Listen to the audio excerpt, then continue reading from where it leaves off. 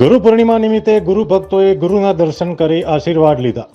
ગુરુ પૂર્ણિમા મહોત્સવ હોય, ભક્તો ગુરુના દર્શન કરી આશીર્વાદ મેળવવા આતુર હોય છે અને ભક્તો પોતાના માનીતા ગુરુને કંઈક ગુરુ દક્ષિણા લેવાની પણ પરંપરા વર્ષોથી અકબંધ છે.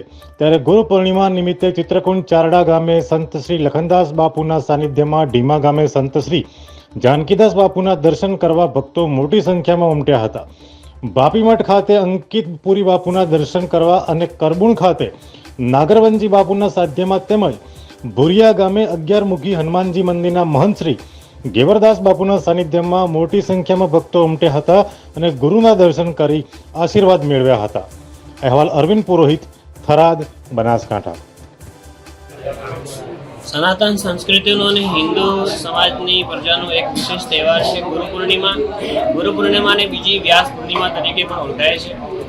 અને ગુરુ એટલે મોટા, અને એની વ્યાખ્યા કરવા જઈએ ને રૂ એટલે જે અજ્ઞાનતામાંથી જ્ઞાન તરફ લઈ જાય એવા ગુરુ.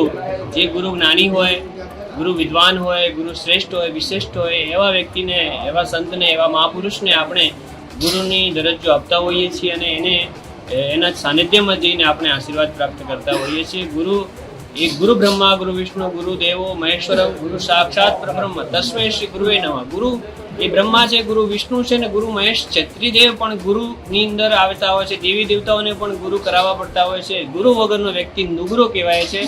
એટલે દરેક મનુષ્યએ જન્મ લીધા પછી ગુરુ જીવનમાં હોવા જોઈએ. અને ગુરુ ડગલે ને પગલે આપણે ત્યાં વ્યવહારમાં રહેલા છે. આપણે ત્યાં 5 પ્રકારના ગુરુઓ છે.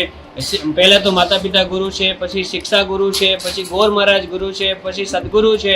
એમ જેના જોડેથી આપણને જેવી શીખ પ્રાપ્ત થતી હોય છે એવા આપણને ગુરુ મળતા હોય છે. ગુરુ દત્તાત્રેય પોતાના અનેક ગુરુઓ બનાવ્યા હતા, જેમને જોડેથી એમને શિક્ષાઓ પ્રાપ્ત થઈ હતી. એવી જ રીતે આપણા જીવનમાં પણ ગુરુનું ખૂબ મોટું મહત્વ છે. આજે ગુરુ પૂર્ણિમા છે. આપ બધાને અમારા તરફથી ગુરુ પૂર્ણિમાને ખૂબ ઘણી હાર્દિક શુભકામનાઓ, શુભેચ્છાઓ, શુભ આશીર્વાદ. સૌનું કલ્યાણ થાઓ. સર્વે ભવંતુ સુખિનઃ, સર્વે સંતુ નિરામયા, સર્વે ભદ્રાણી પશ્યંતુ, મા કચિત દુઃખ ભાગ ભવેત. ધરણીધર ભગવાન કી જય.